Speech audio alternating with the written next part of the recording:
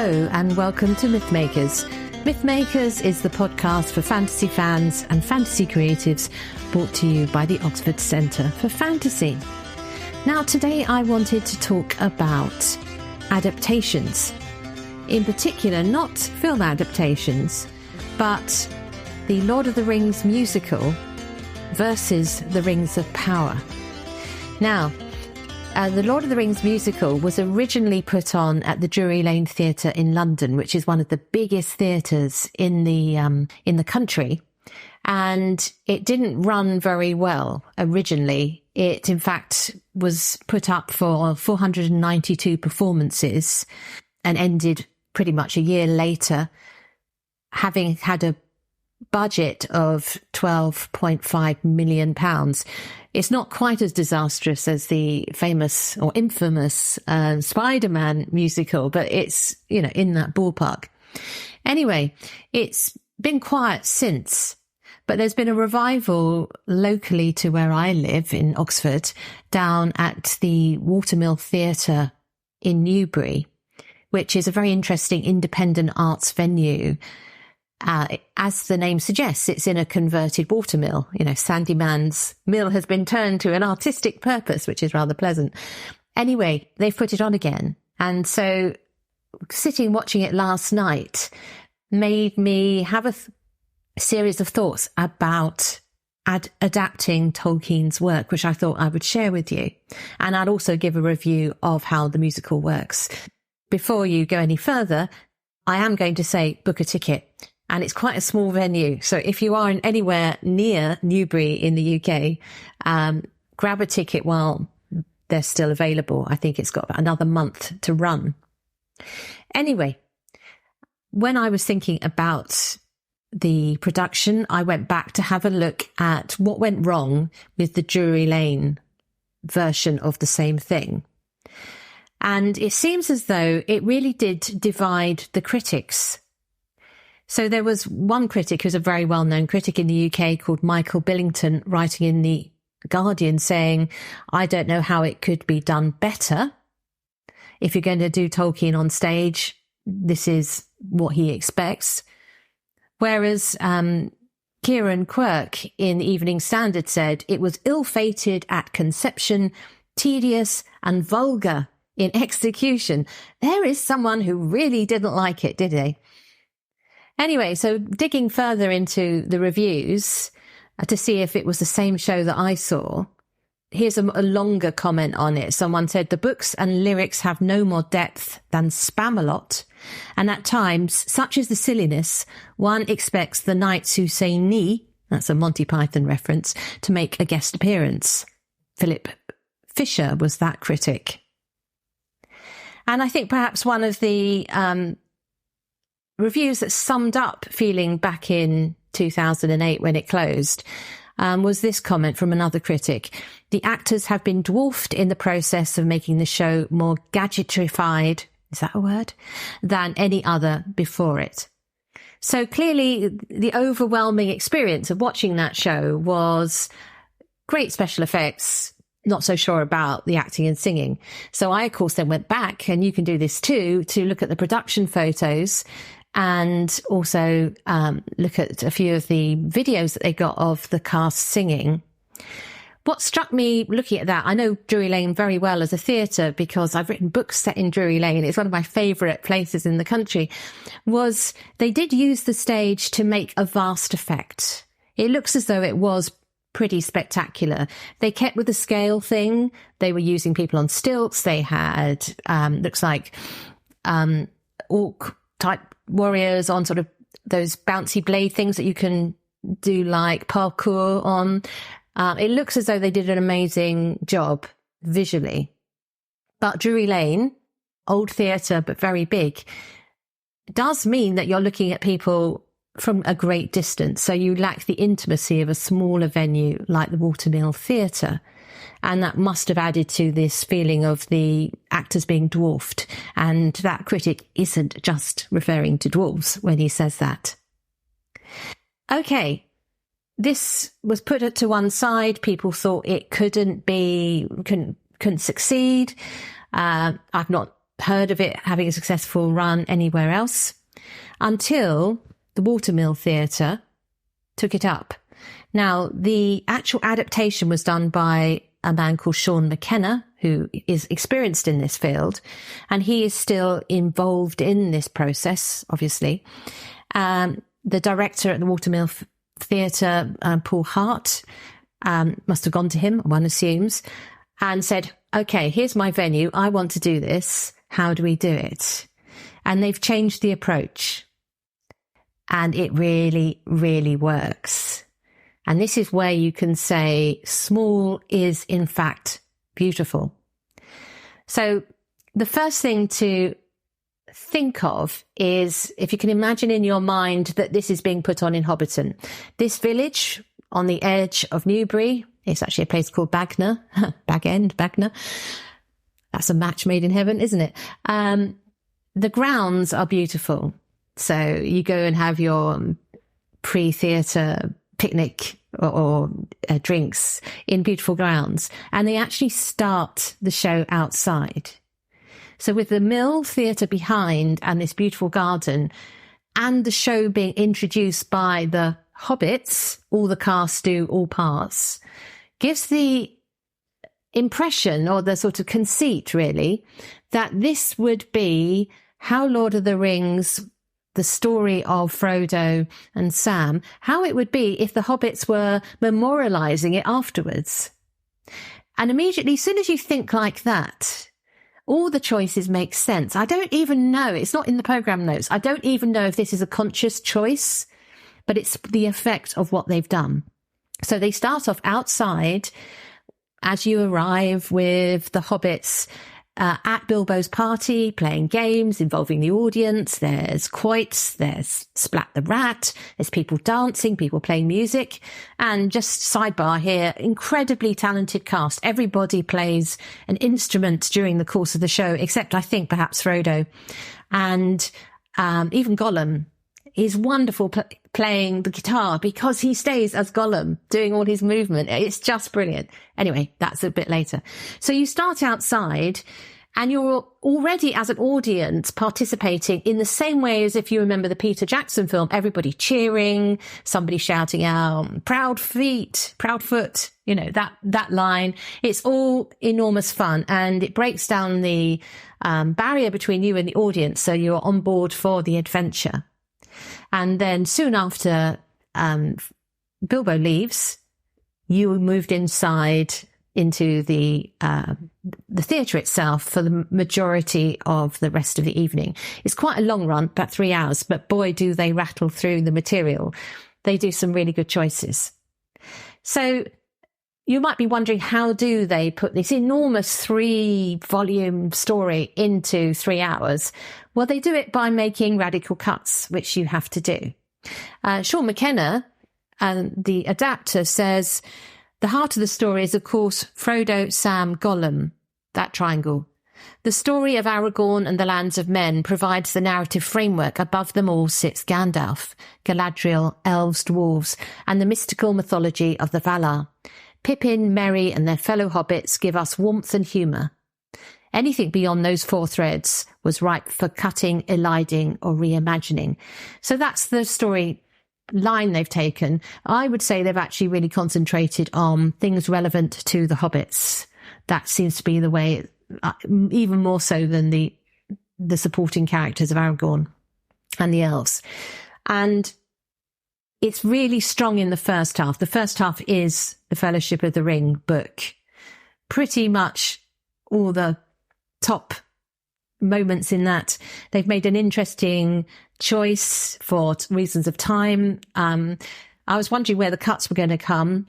So the first meeting with Aragorn is conflated with the attack on Weathertop. It makes sense theatrically the way it's done.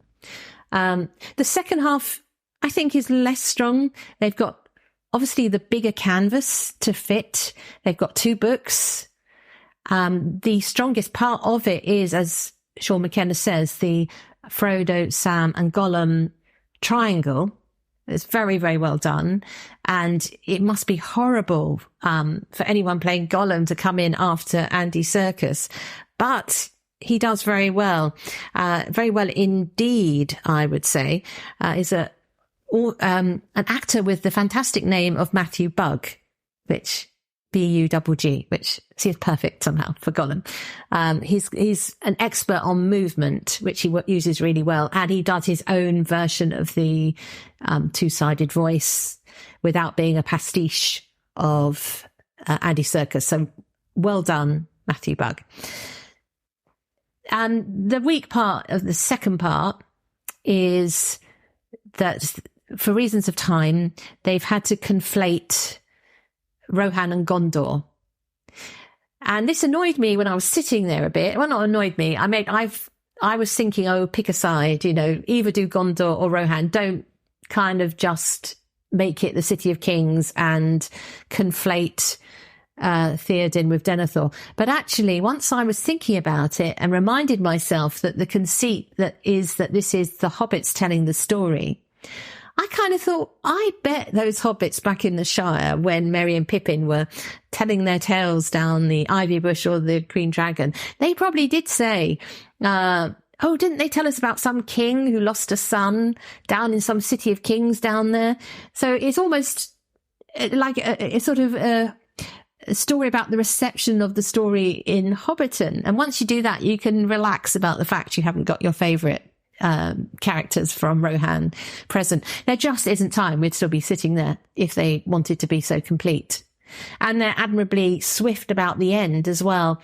But they do include an element of the scouring of the Shire, because the story has a environmental message, which obviously is very allowed by the source material. And as you leave, they hand out seeds to go and plant. So all of that is beautiful and beautifully done. So the other thing I haven't mentioned or looked at in detail is the fact that it's a musical. So it works because the performances are fantastic. Everybody is strong. There isn't a weak link in the cast. I would say that the standout character for me, though, was probably Frodo, which is nice to hear, because normally Frodo, I don't know, because he is suffering so much at the end of his story, he sort of disappears a bit. But this Frodo kept this sort of physical addiction, tension all the way through. It's played by an actor called Louis Maskell. They also didn't bother about scale. They don't have the resources of Drury Lane, so they just accepted that people were these, different heights. They did refer to it at certain times by using staging to sort of emphasize heights. But Frodo is quite tall. Sam is beautifully short. He's a real hobbit. Yes, and Rosie. Sam and Rosie are just perfectly short. But I think it was the right decision not to worry about that, because it would have been too much of a weight on the story to do that. Plus, also, if we go with the conceit that this is a play played out by hobbits, then of course they're all the same size. So I like, that's absolutely fine. You aren't getting a film. You're not going there for that purpose. That sort of verisimilitude that you get in the Peter Jackson. You're going for a theatrical interpretation of it. And they're all very musical. So you've got people playing harps. Boromir plays the trombone. Well done, Boromir. Gimli is great on the drums. There's all sorts of wonderful little moments you catch going on in the background. Everybody plays an instrument. And so the numbers of the full chorus participation are really, really moving, exciting. So like the dance at the beginning and at the end, the song in The Prancing Pony is great fun because it's done as a sort of call and response between the hobbits and the Brelanders, and that captures the interaction between the two in music. That's what music should be doing. It should be providing new information about relationships, which is what it does. The elves have a sort of there's an element of Eastern, maybe Indian sort of tones. I think we saw that actually in the Howard Shore score for Lorien, and maybe that gave the idea, or it was their own idea, but they've sort of expanded that, and their costumes reflect an Eastern influence with the sort of long tunics and the drapes of fabric. It's a really good interpretation of the costumes, actually. And the best singers are Arwen and Galadriel. Arwen plays the harp. How nice. So that works well. The Galadriel is more hobbity than elfy, but she's got a nice voice and she's staged impressively. So again, you just go with it. The other, so looking at the music, it definitely works in performance. I'm struggling to remember any of it now. It doesn't have like a standout song like you might get in a Lloyd Webber or something, a memory or whatever. Maybe that's on purpose. Maybe it's because it's about a fellowship and a group is actually seeing it live that matters. And the other thing about it is I don't think they were allowed to use Tolkien's actual words. There was some Elvish in it, which had been translated into Elvish. But for the songs, I think there must be copyright issues. So they've had to use an interpretation of things like The Road Goes Ever On and On. It doesn't give that information in the program notes, but I'm actually quite interested in what rights they were able to get, because you could see another iteration of this where they are allowed to use the music. So the overall impression of the evening is one of huge fun, huge inventiveness in what is a small space. I don't want to spoil some of the coup de théâtres in it, but they do use very clever, not too complicated special effects to create magic. There's some good puppets. Shout out to the Shelob puppet and the Black Riders, horses' heads puppets. Simply done. We all know now how wonderful puppetry can be on stage, thanks to Warhorse and Lion King and things like that. So they've got a simple countrified version of that. Absolutely great. So I would say that between them, Paul Hart and Sean McKenna and the rest of the excellent team, they have found a way of interpreting this huge production, which bombed or didn't do very well at Drury Lane, and actually made it a production which I'm sure should go round lots of theatres around the world, lots of regional theatres. It's well within the scope of local regional theatres to do, festivals. It's a cast of 20. What you need is good actors who can play instruments and who are good at movement. And then you don't actually need a huge, vast theatre with lots of CGI, anything projected. You can go back to the stage magic that has been developed over the 19th and 20th and 21st centuries, and have a really magical evening. And a particularly nice touch in this production is that they take the theatre outside, take you outside the theatre again. So when they return to the Shire, you return to the garden, to an empty stage where you have the sense of the scoured Shire. It's very, very good, very clever. So well done.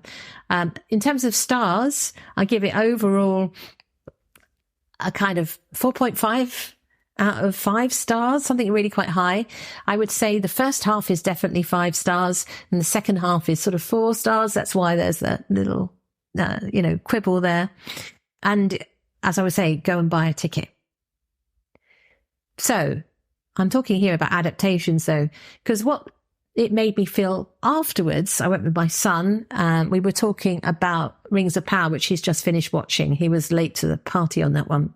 We were talking about the contrast between doing Tolkien in this rural setting compared to the most expensive TV program made ever.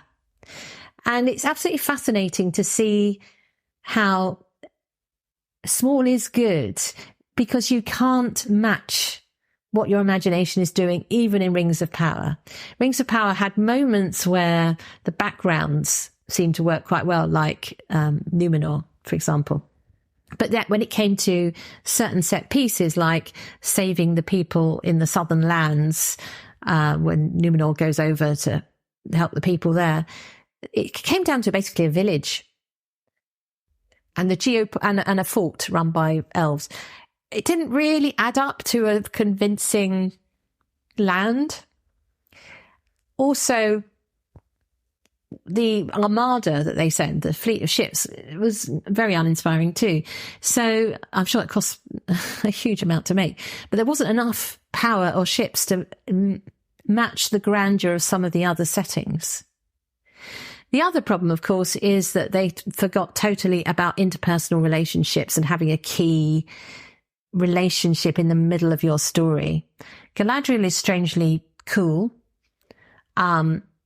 We know she's grieving her brother and she's on a mission, but her actual personality is very dampened down.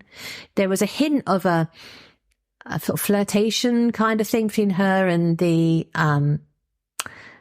is it Halbrand, isn't it? I think they call him, the one who turns out to be the bad guy. It was not really developed. And when you look in the lore, other options would have been one of the versions of the story about Galadriel, which never settles to a final version in Tolkien's work, is that Celebrimbor actually loves her. So rather than cast the older actor playing the smith, you could have had somebody who's actually doing it in order to impress or to woo Galadriel, even though she's married at the time to Celeborn, who is conveniently missing during the first season. So you could have actually had much more of a relationship spark between Galadriel and other characters by looking at what goes on in Tolkien, which they completely missed out. And all the other sort of sets of characters seem to be very isolated. So the hobbits and the proto-hobbits and the Gandalf figure are just completely off on their own. They don't connect. Elrond and Durin, they connect with each other, and that's with the strongest sort of storyline, really. But the connections to other parts of the story are intermittent and not really very interesting. So it just fails really as a story about relationships. A fellowship, Who would have thought that was a good idea? Whereas what they do in this small scale production, which won't have cost £1 million to put on, they've said, okay, at the centre of this is Frodo, Sam and Gollum. And Gollum mainly because he's the sort of, he is the potential what Frodo is, and that's very clear and expressed in the way it's staged.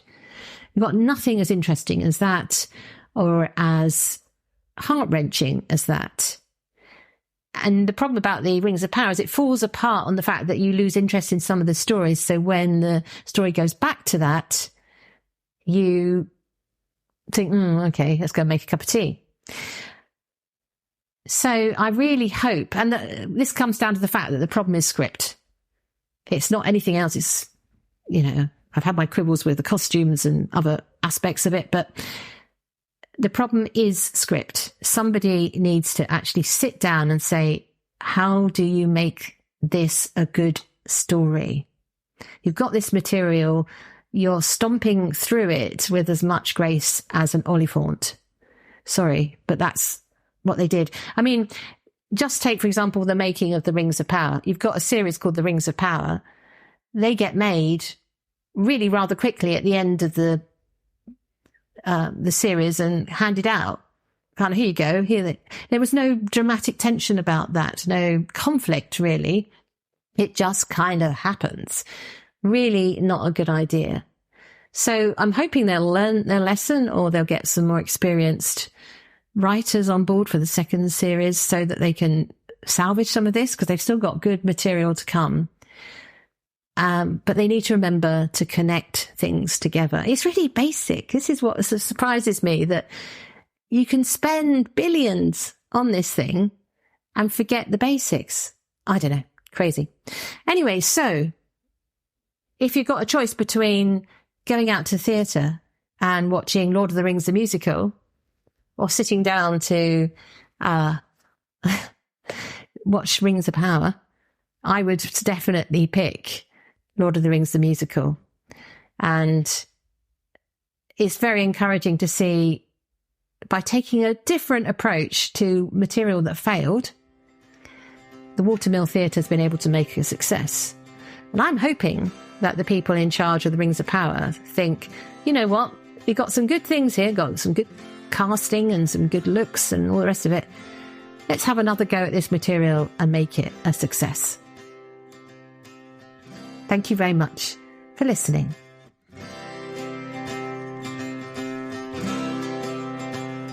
Thanks for listening to Mythmakers podcast, brought to you by the Oxford Centre for Fantasy. Visit oxfordcenterforfantasy.org to join in the fun.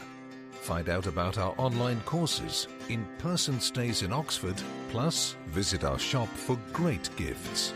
Tell a friend and subscribe wherever you find your favourite podcasts worldwide.